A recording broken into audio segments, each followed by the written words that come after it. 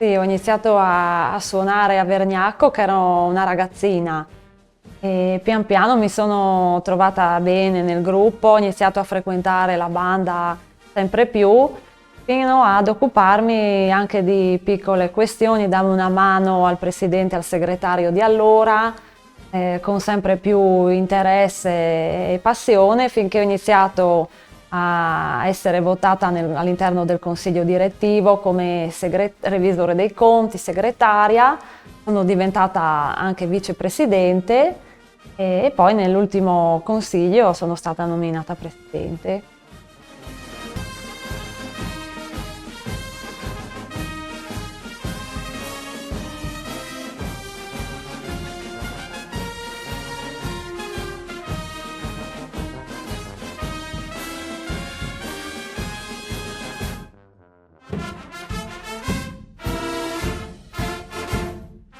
Io da alcuni anni che sono la presidente della banda filarmonica di Vergnacco e come presidente gestisco insieme anche altri collaboratori tutta quella che è la parte burocratica, la scuola di musica, gli impegni della banda, i concerti, la parte organizzativa e anche però le relazioni tra i suonatori, con i ragazzi.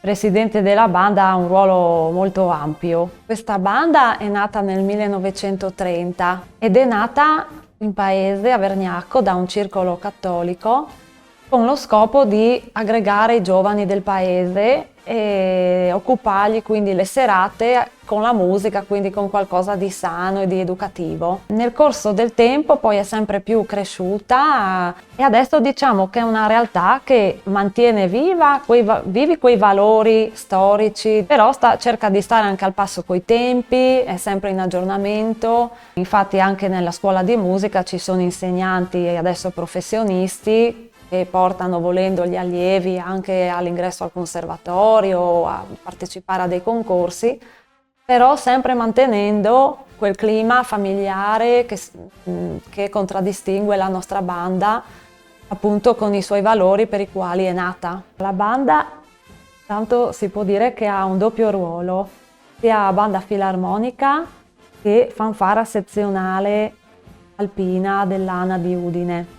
Banda filarmonica che quindi partecipa a tutti i servizi civili, religiosi, concerti. Dall'altro lato c'è la parte alpina e la banda su questo è molto impegnata, quest'anno in particolare che c'è stata la dunata proprio a Udine, ma ogni anno la banda partecipa come fanfara a tutte le adunate nazionali in tutta Italia, quindi a tutte le feste, le ricorrenze dei vari gruppi alpini. Quello che si vuole comunicare, che ci stiamo anche impegnando in questi anni a cercare di trasmettere, è che la banda è una realtà veramente aperta a tutti, a tutte le generazioni. Infatti qui si trovano sia i bambini che le persone più adulte, più anziane, persone di ogni genere, di ogni caratteristica, e si impara a convivere, a stare insieme e ognuno si sente un po' a casa. Io la chiamo spesso quasi una seconda famiglia. Secondo me la banda è tanto,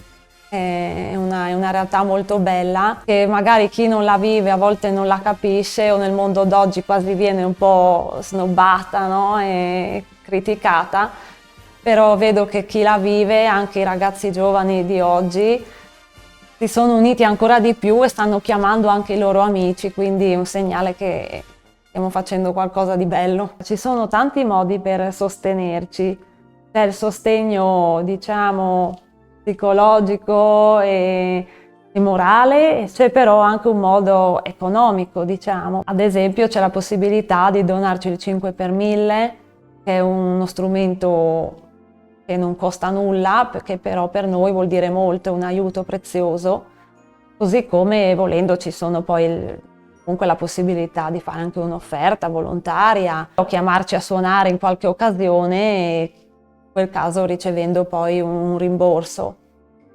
E se c'è qualcuno che vuole avvicinarsi alla nostra realtà, ci sono i nostri contatti facilmente reperibili ormai tra Facebook, Instagram, TikTok, YouTube, siamo un po' dappertutto.